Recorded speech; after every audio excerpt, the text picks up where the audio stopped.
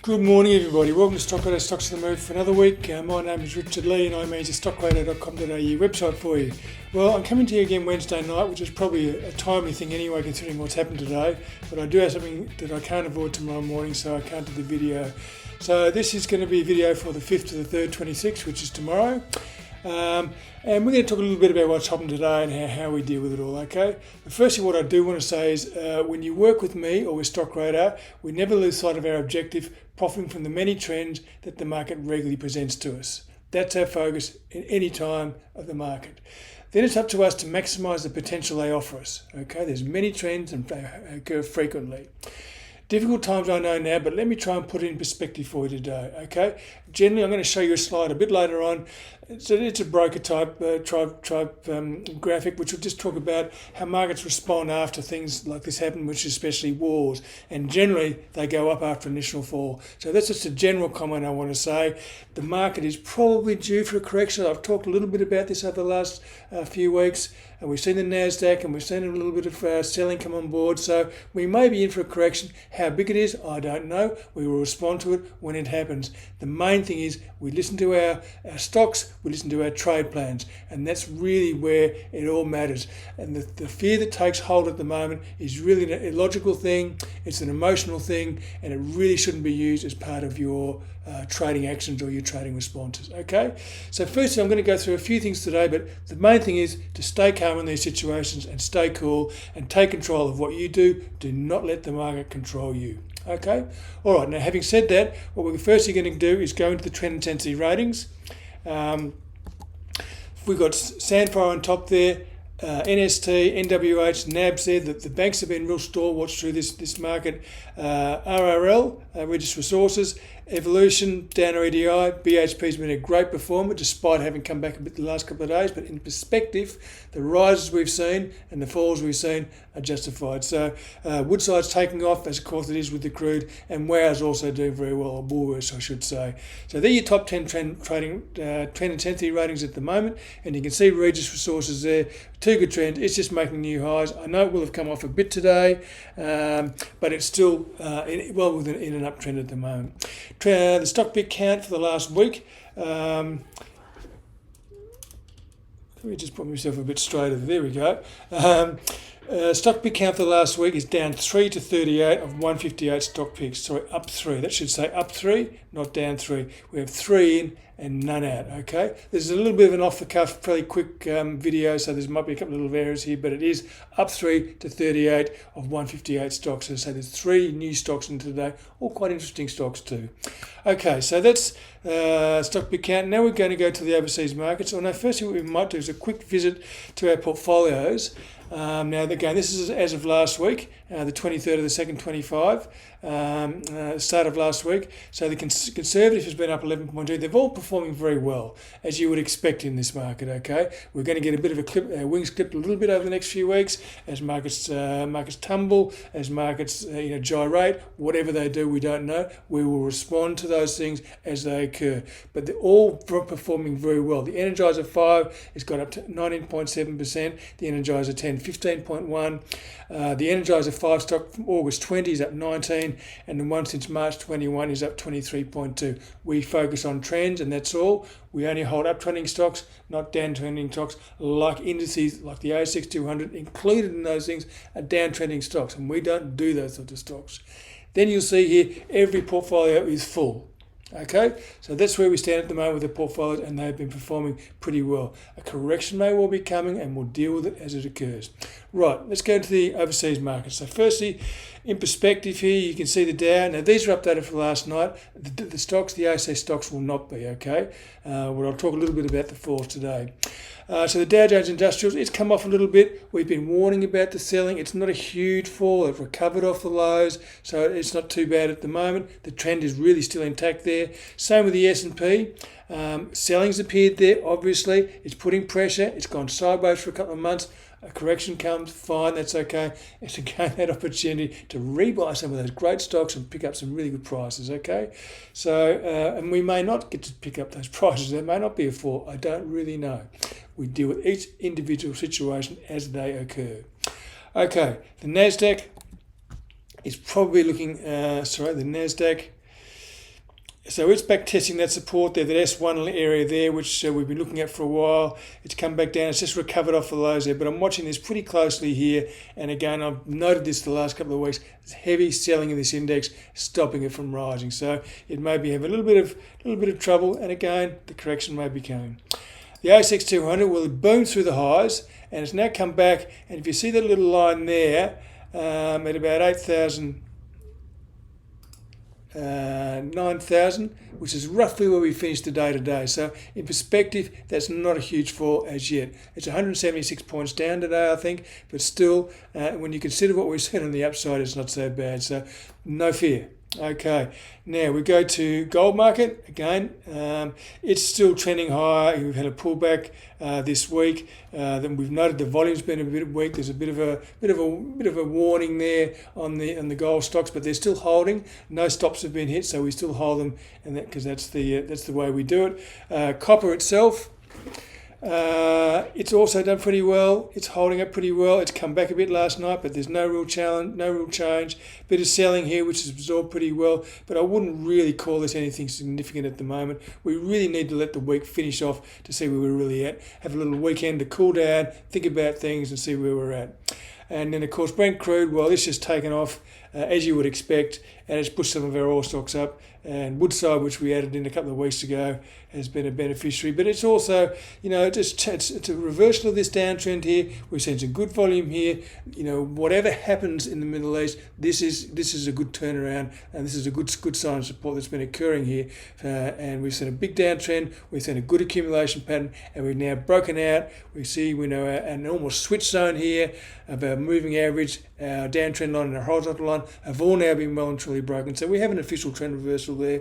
We've got new buyer strength here. We've got a rebounding momentum index. So emotions and wars aside, this chart looks good. Okay, so that is Brent crude, just so you can see the name there. Okay, so that's those stocks. Now, what I'm going to go through is a few stocks. I'm not going to worry too much about the stocks there. You know where your stops are. You know what you're doing with your stocks, but we'll just talk about a few stocks. Sandfire has been doing very well. It has come off a little bit today. It was down about 57 cents today. In the scheme of things, how far it's gone up from $11 to $19, nearly $20 is no big deal. We just chase it with our stop. So our stop is our barometer now on this stock here. But again, not a situation we worry too much about. Same with Northern Star Resources. It's had a beautiful uptrend since our little break of the high back here in August, September last year. Sorry, a bit later than that. It's about September last year. It kicked through, and it's gone on very well from $22 up to $30, and it's still looking fine there. Gold hasn't really done too much as yet, so I'm not too worried about that. The banks really have been, it's been the leaders. I think I talked about the banks, the miners, and Telstra. They've really attracted a lot of capital because there's a lot of stocks that are looking really crappy at the moment and going down. And I've talked about the tech stock. I've talked about some of the communication stocks, some of those software stocks. They have just been hammered, and they're still not looking that good. But where we are is where we'd like to be, which is with the banks. And we can see, we've talked about these highs before, we can see NAB here, it's making an all-time high here. The high back here in 2007 has now been broken. And if we look a bit more closely at it, we can see that the momentum index is good. We can see some very good volume appearing here, okay? And the price has also broken to a new high. So there's the message. That's the truth of it. If it does come back and break our stop, that's fine. But for the moment, we stick with our position and hold our position because that still looks pretty good to me. Nickel Industries is another one we watched. I think it was only off a couple of cents today. So it's hanging in there, still looking to rally through here. We've had a nice trend reversal back here at 78. It's up nearly at around $1 and still looking pretty good there. So the volume's been good and the momentum's been good and no real change at this stage for Nickel Industries. There we are. Okay. So you can sort of get the picture of what I'm talking about here. We have had some pullbacks, and the fear is the thing that's really killing us at the moment. And also because corrections tend to happen in a shorter period of time. So we have the incremental moving up the staircase, and then often we have the move down the lift, which often goes a lot faster. So 176 points down today is not an unusual thing, really, when the markets are falling. So that's nickel industries. Lynas Rare Earths, I just wanted to show this chart because these commodities are pretty volatile, and we did have a really good break of this stock a while ago. It broke above about $8.10 a while ago and ran really well up to about $20. And here we took a chunk of trend. Our stop went off. We're not here sitting here, I hope it goes higher, I hope it goes higher. Our stop went off, told us to get out. It came from $20 right back to 12. Do you want to wear that drawdown, especially if it might go to 10, 8 or 6? We don't know. But we got out, we took our profit and we stood aside, and that's the name of the game. It's now come back up, moving up, testing those highs. Well, it looks like a little failure at the moment, but one day does not make a market. So we'll just see what happens here. The lithium price has been on the boil. The rare earths have been pretty strong, and this has been a fairly good move so far, back to these highs. So we wouldn't give it away yet, but for the moment, we're just letting things go. We're not in this stock at the moment. We're standing aside, and we're waiting to see what happens. A bit like Domino's, which I thought I'd bring to your attention today, mainly because we've got finally got a trend reversal pattern happening here, where we've got a high, a rally, a high through that switch zone there, and now we've got a resistance point up here at the highs about 24.50, and now it's pulling back. Now it's come back again today. What we don't want to see is a new low, because that will negate the whole picture for Domino's. But if it doesn't make a new low, and I know there's a little bit of interest there, especially as we look at this last rally here, which we haven't seen for a long time, and this is a low price, and this was probably a $90 stock, this stock at one stage, and it came right back to about $12. So it's been a huge fall, but interest is occurring here, so we may be getting a pattern here. The trend intensity's moved to neutral, so we just be a bit patient with this one. Magic word, patience. The other magic word is discipline. So we follow, we wait, and we follow, and we listen to what's happening. So we don't know what's happening with Domino's, but it's coming back. We're neutral still, but it looks like it could be an opportunity there. Okay, so that's the stocks I got for you today. With respect to what we've seen, the falls are relatively minor so far. It may change, I don't know. Market's correct, and that's a fact. Okay? Just watch your stops, and they'll tell you what to do with your individual stocks. Some will hit stops, some won't. Okay? Tomorrow is a whole other day. Markets are due for correction, and this may be the start of it. There are always opportunities for the focused, responsive and nimble. Be brave and confident. So when the markets come down, there's going to be some great opportunities to get into some of these stocks. We see Qantas coming off quite a lot. Before all this happened, we see Wesfarmers coming off before all this happened, and there's quite a few stocks like that we can look at for opportunities. But what we need to do is we need to find support, we need to see some buying come in, and we need to turn around in price before we start buying. And so unlike the software, the WiseTechs and the Prometheus, they're still falling. They have a little bit of a rally, but there's no substance to the turnaround. We need to see some substance before we do anything. So okay, so we're trying to see through all this stuff and just focus on what we really do. Okay, so we talked about Lynas. It was a savage correction, but with our strategy, it still gave us a good profit of about, I think, 69% in there, which was huge in a very short period of time. So you must be careful with these stocks. Don't let hope lead you astray, because they go away and you've got a good profit and you want more and you want more. Well, maybe it's not going to happen. The reality is you've got to look at what's happening and where your stops are set.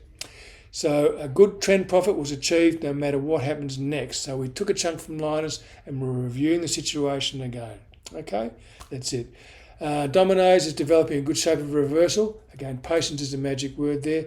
And Woodside, which we put in a couple of weeks ago, and also New Hope, building up a bit of a head of steam as well, which looks very interesting to me. So in the trading centre this week, there's a group of miners that have been ready to challenge those highs at the moment, and there's a good group there. There are two health stocks on the boil. Watch those two. Energy breakouts are coming. Sad stories, as I said before, are Qantas, Wesfarmers, and possibly Sigma, which might be falling through that support, but there probably will be an opportunity. And there are always misses. We've got some good stocks here, which I focus on, but there are always misses. I entered Fletcher Building a while ago, and we may have to weed some of these out because it's not performing very well. And if that's it, so be it. That's the way we behave. Regardless of what is happening around the world or around you, you focus on what you do. You control what you do, not the market. Okay, and there are also, as I said before, there are 3 new stocks in this week into the trading centre. Okay, so that's really sort of most of what I got for today, and I hope you get the gist of what I'm saying.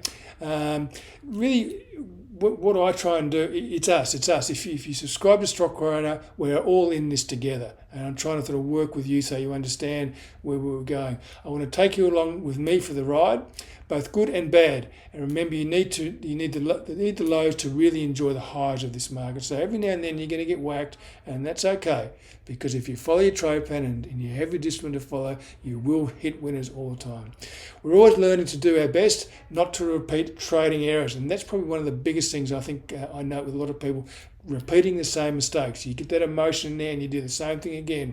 You can get rid of that emotion and look at your trade plan and it tells you what to do. So have focused and be disciplined and be patient. Okay? Your trade plan is your best friend.